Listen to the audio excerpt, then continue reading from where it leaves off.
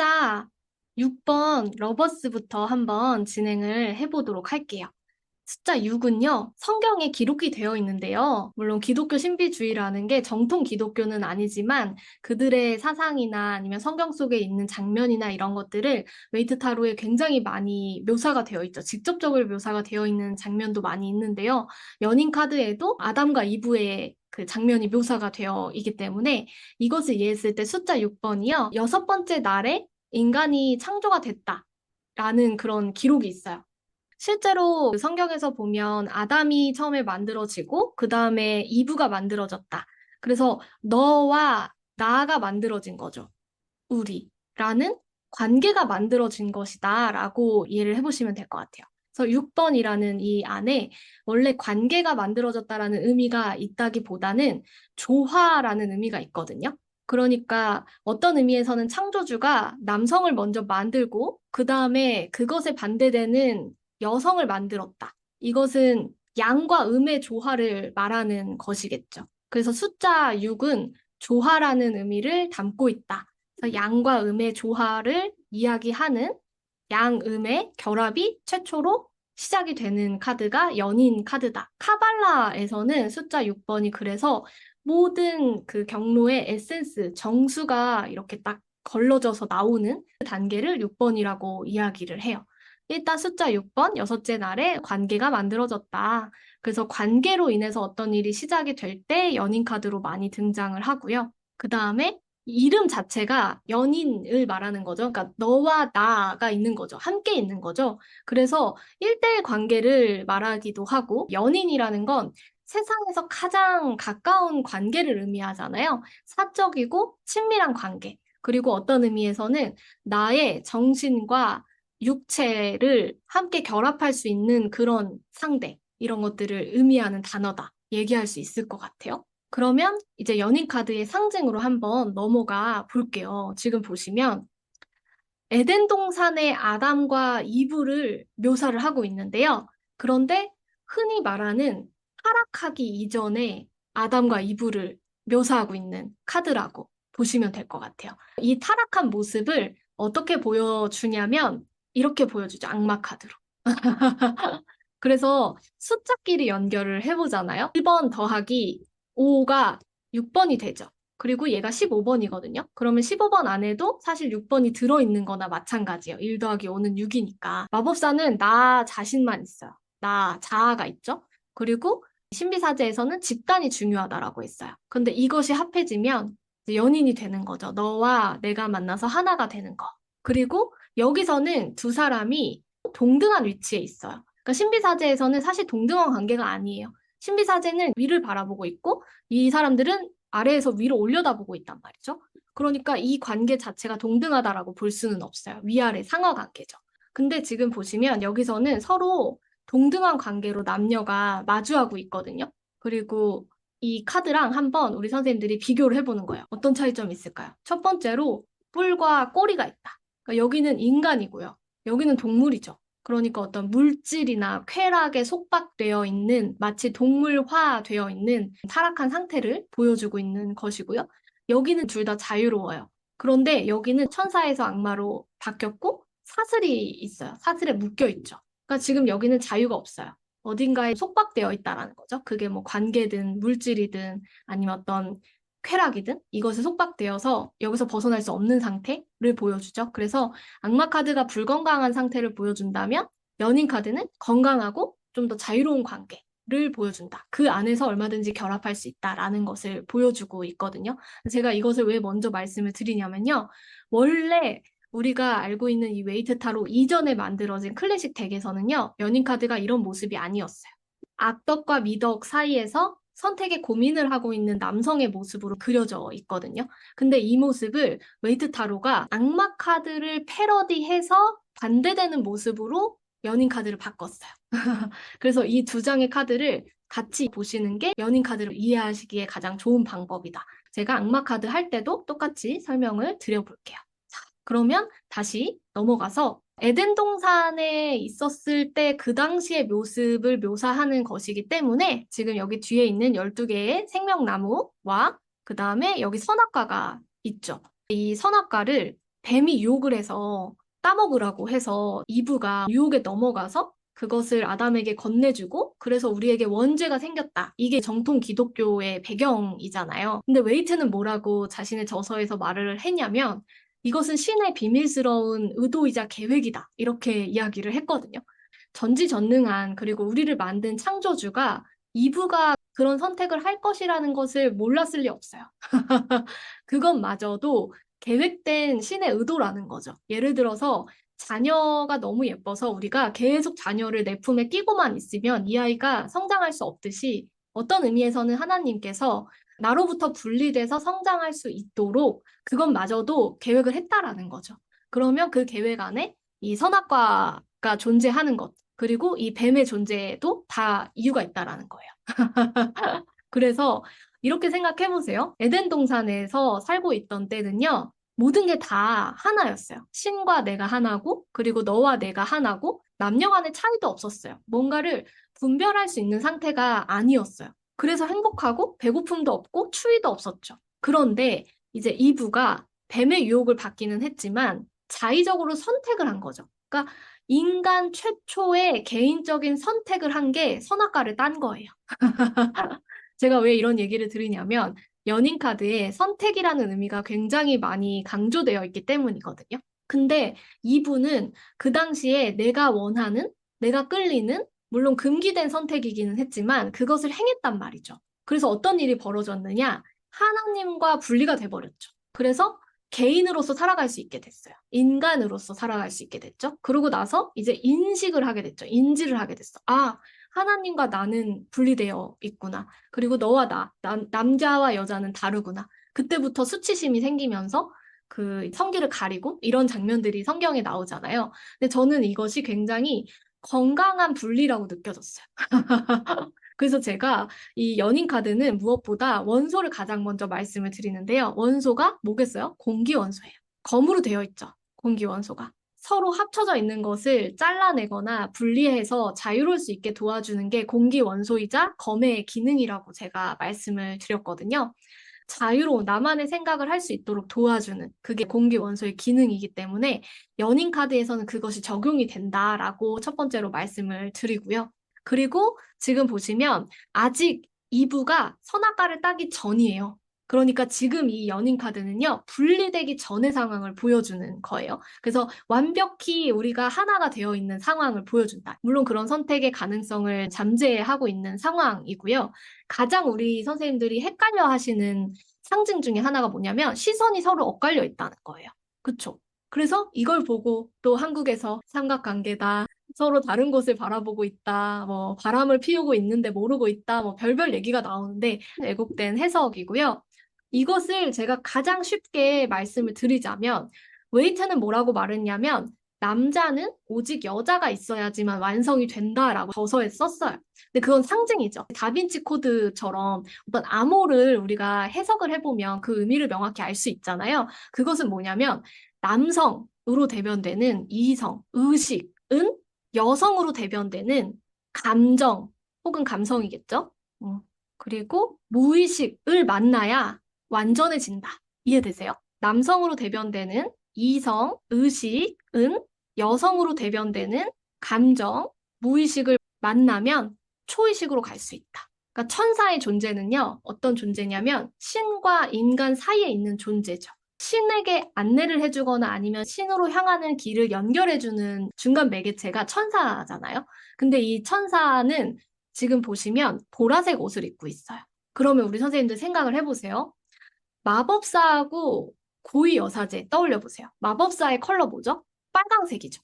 마법사의 빨강. 그리고 고위 여사제 파랑이죠. 섞으면 무슨 색이 되는지 아세요? 보라색. 그래서 이 둘이 합해지면 가장 온전한 순수한 근원의 존재와 합일이 된다. 이렇게 이야기를 하고 있어요. 근데 이 내용이 약간 어려우시다면 우리가 뭐든 그렇죠. 머리와 가슴이 일치해야 진실되고 올바른 선택을 할 수 있잖아요. 그쵸? 그리고 예를 들어서 내가 누군가를 사랑한다고 하더라도요. 가끔 이런 경우 있죠. 혼란스러운 경우는 어떤 거냐면 내 머리는 이 사람을 사랑해야 된다라고 말을 해요. 이 사람이랑 결혼을 해야 편안하고 조건도 잘 맞고 이 사람은 나를 잘 이해해주고 모든 것들이 다 좋아. 그런데 가슴이 반응을 안 해요. 그러면 이제 문제가 생기죠. 반대로 내 가슴은 이 사람을 너무 원하는데 내 머리는 안 돼. 정신 차려. 이렇게 말을 하면 혼란스럽죠. 그쵸? 그러면 우리는 제대로 된 판단이나 선택을 할 수가 없고 당연히 진실된 삶을 살아갈 수가 없어요. 그래서 여기서 말하는 건 이 두 가지의 합일이 굉장히 중요하다라고 이야기를 하는 것이겠죠. 또 하나 이것이 나의 빛과 그림자의 결합이기도 해요. 내가 좋아하는 나의 가장 이상적인 면과 내가 싫어하는 가장 회피하고 싶은 면, 그것을 하나로 합쳤을 때 우리는 온전한 상태가 된다. 이런 것들도 이야기를 해볼 수가 있겠죠. 그래서 러버스는 사실 이 안에 굉장히 다양한 의미를 내포하고 있고요. 그리고 여기 태양이 비춰지잖아요. 양음이 결합을 해야 온전한 합일의 상태, 깨달음의 상태로 들어갈 수 있다라는 메이저 카드의 숙제를 여기서 또 이야기해주고 있기도 해요. 이런 방식으로 연인 카드를 보시면 될 것 같고요. 그리고 지금 보시면 두 사람이 서로를 다른 방향으로 바라보고 있기는 하지만 성기가 서로를 향해 있다 이렇게 얘기를 하거든요. 게다가 옷을 벗고 있어요. 옷을 벗고 있다라는 건 관계 내에서 굉장히 개방적이라고 제가 말씀을 드렸죠. 나를 열어서 다 보여줄 준비가 되어 있는 거예요. 또 진실된 모습으로 마주하고 있는 거죠. 우리가 정말 편안하고 친밀한 사람한테만 내 벗은 모습, 내 맨 얼굴을 보여줄 수 있는 것처럼 러버스는 관계 안에서 그렇게 진실되게 마주한다. 이렇게도 이야기를 하고요. 두 번째가 성기가 마주하고 있다라는 거. 서로 본능적으로 끌리고 있다라는 걸 얘기하는 거예요. 그래서 우리가 누군가에게 본능적으로 끌림을 느낄 때 러버스가 나오죠. 근데 그게 사람뿐만 아니라 어떠한 목표하고도 해당이 돼요. 예를 들어서 우리 선생님들이 왠지는 모르겠어요. 지금 당장 배워서 뭐 타로를 가지고 뭘 할 수 있을지, 이걸 가지고 뭐 돈이 되는 기술로 만들 수 있을지는 모르겠어. 하지만 타로 카드 너무 재밌고 한번 배워보고 싶네? 라고 만약에 생각이 드셔서 내가 타로 잘 활용할 수 있을까? 카드를 펴봤는데 이 카드, 연인 카드가 나오면 이것에 끌리고 있다는 거. 그리고 그 끌림을 기반으로 한 선택을 했다라는 것을 의미해요. 그래서 이 러버스는 아까 제가 말씀드렸듯이 인류 최초의 개인적인 선택이죠. 내가 끌리는 것을 선택하려고 할 때 러버스가 되게 많이 등장을 하고요. 그래서 약간 섹슈얼한 상징들을 좀 넣어놨어요. 그래서 이렇게 성기가 다 보이게끔 그려놓은 것도 그렇고, 그 다음에 여기도 약간 보시면 지금 여성의 성기에 남자의 성기가 결합된 듯한 그런 모습으로 보는 측면도 많이 있어요. 근데 이것은 성적인 것뿐만 아니라 결합이라는 의미를 담고 있는 거죠. 그러니까 서로 다른 에너지가 하나로 합해진다라는 것을 담고 있기 때문에 관계적으로 결합이 될 때라든지 아니면 서로 다른 두 가지 극성의 에너지가 하나로 합해지는 거, 이것까지 포함을 해서 말을 해주고 있다 보시면 될 것 같아요. 그렇다면 이 연인 카드의 상징을 어떤 방식으로 연결을 해볼 수 있을까? 현재 상황에 등장을 한다. 그러면 일단 첫 번째로 끌림을 느끼는 무언가가 우리 삶에 등장을 했을 때 러버스가 나올 수 있다라고 말씀을 드렸죠. 내가 좋아하는 것을 선택하려고 할 때, 좋아하는 것을 행하려고 할 때, 그럴 때 러버스가 나올 수 있죠. 연인이라는 제목이 되게 재밌는 것 같아요. 저는 타로를 처음 배울 때 마치 타로와 연애하는 기분이었거든요. 연애를 하는 기분이라는 건 어떤 거냐? 계속해서 더 알고 싶고, 더 빨리 알아가고 싶고, 더 많은 걸 배우고 싶고, 계속해서 관심이나 흥미나 열정이 식지 않는 그런 상태를 말하는 거죠. 그러한 대상이 나타났을 때 러버스가 현재 상황에 등장할 수 있다. 이렇게 말씀을 드릴 수가 있고요. 그리고 아까 제가 말씀드렸듯이 너와 내가 만나서 최초로 관계가 형성이 되는, 사적인 관계가 형성이 되는 최초의 카드가 연인 카드이기 때문에 관계적인 이슈가 되게 많이 등장을 해요. 예를 들어 이 사람이랑 만날까 말까 고민을 하고 있다던가 이 사람이랑 같이 동업을 할까 말까를 고민하고 있다던가 혹은 누군가가 소개를 해주거나 추천을 해주거나 연결이 되는 그런 상황에서도 러버스가 현재 상황에 등장을 할 때가 있고요. 그리고 내가 어떤 갈림길에 있을 때, 여기도 지금 보면 양극으로 나뉘어져 있잖아요. 혹은 예를 들어서 이브의 입장에서 보면 선악과를 딸까 말까 하는 그런 상황. 내가 원하는 것을 선택할까 아니면 그냥 머무를까 이렇게 고민을 할 때도 연인 카드가 되게 많이 등장을 해요. 근데 어떤 선택을 한다? 보통은 내가 끌리는 것을 선택한다. 이렇게 많이 이야기를 하고요. 그리고 당연히 연애하거나 사랑을 할 때도 이 러버스 카드가 많이 등장을 하죠. 그래서 여태까지 우리가 나온 카드들에서는 사랑이라는 이슈를 가지고 있는 카드는 그나마 가까운 게 여황제밖에 없었어요. 그쵸? 모성애라던가 아니면 누군가를 돌봐주고 이런 사랑을 말했다면 여기서는 좀 더 이성적인 거에 가깝다. 그래서 제가 연인 카드 설명드릴 때 이제 그 부모에게서 독립해서 사춘기 상태, 이성에 처음 눈을 뜨면서 나의 개인적인 호불호를 알면서 개인적인 취향을 가지고 누군가를 선택할 때, 그럴 때 러버스의 단계다 이렇게 말씀을 드렸잖아요. 조언 카드, 조언 카드가 러버스로 등장을 하잖아요. 그러면 당신 가슴이 반응하는 대로 선택하세요. 내 마음이 끌리는 대로 선택하세요가 맞아요. 이 상황에서 신비사제가 조언으로 나오면 집단에 의거한 선택을 하라고 제가 말씀을 드렸죠. 그리고 좀 더 안정적이고 어떤 집단의 기대를 저버리지 않는 방향으로 선택을 하게 되거든요. 근데 러버스는 아주 개인적인, 왜냐하면 공기 원소잖아요.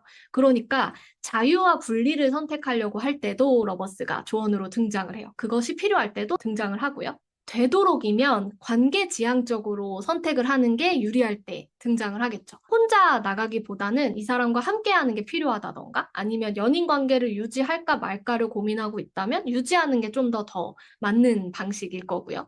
혹은 다른 사람의 소개나 추천이나 연결을 허용하는 게 필요할 수도 있을 것이고요. 뭐가 됐든지 간에 이렇게 진실되게 선택을 하는 게 필요하다. 이야기를 하고 있어요. 그래서 내가 진짜 원하는 거를 선택하라고 할 때 연인 카드가 조언으로 많이 등장을 하고요.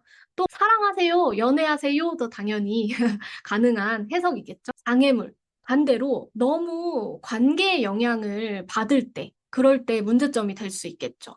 내가 훨씬 더 자유로워져야 됨에도 불구하고 내가 사랑하는 사람 때문에 혹은 내가 소중하게 생각하는 이 관계를 지키려고 개인이 제대로 된 진실된 선택을 하지 못할 때 러버스가 문제가 될 때도 있을 것이고요.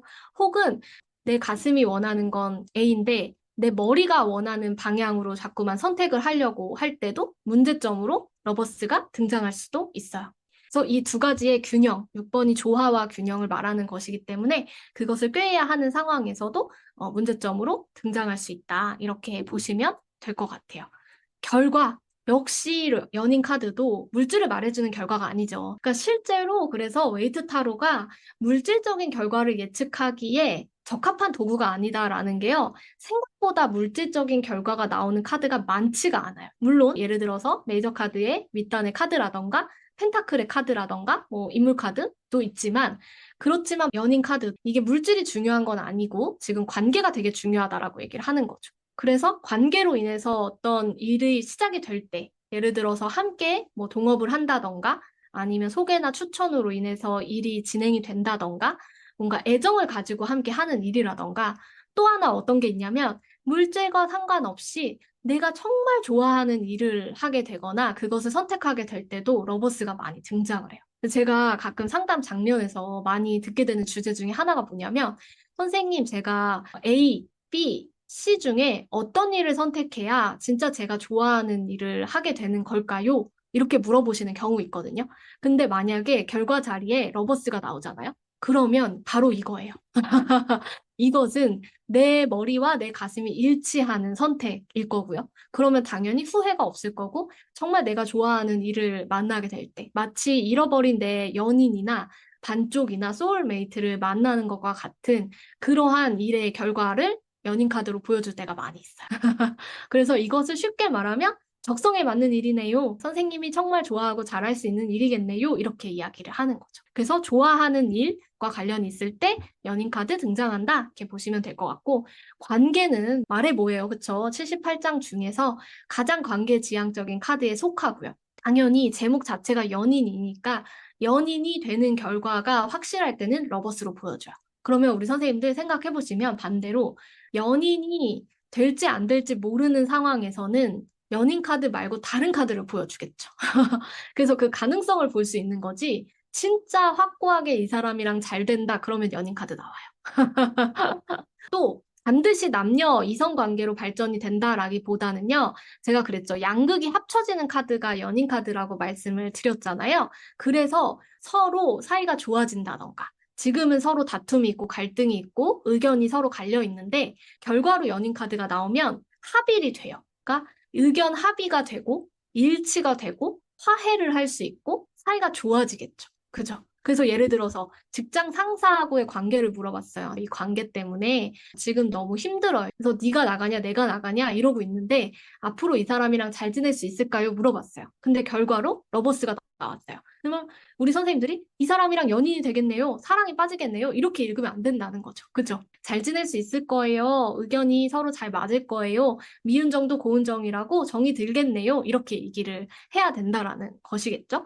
그래서 기본적으로 관계에서 굉장히 긍정적인 영향력을 미치는 게 러버스다. 하지만 예를 들어서 제가 올해 안에 이혼할 수 있을까요? 이렇게 물어봤어요. 그랬을 때 러버스가 나오면 이혼 못하죠. 왜냐? 이 관계 안에 연결되어 있기 때문에. 근데 만약에 질문을요, 아주 조금 틀어서 예를 들어 질문이 올해 안에 제가 이혼을 하려고 하는데 이 사람이랑 합의가 될까요? 합의 이혼할 수 있을까요? 물어봤어요. 그때 로버스가 나오면 합의가 되겠죠. 그렇죠? 그래서 질문이 너무 중요하다라는 거예요. 어떤 느낌인지 아시겠어요? 그래서 그런 방식으로 로버스를 읽고 접근을 하시면 좋을 것 같아요. 아까 제가 원소는 공기 원소라고 말씀을 드렸기 때문에 러버스는 여기까지 한번 정리를 해볼게요.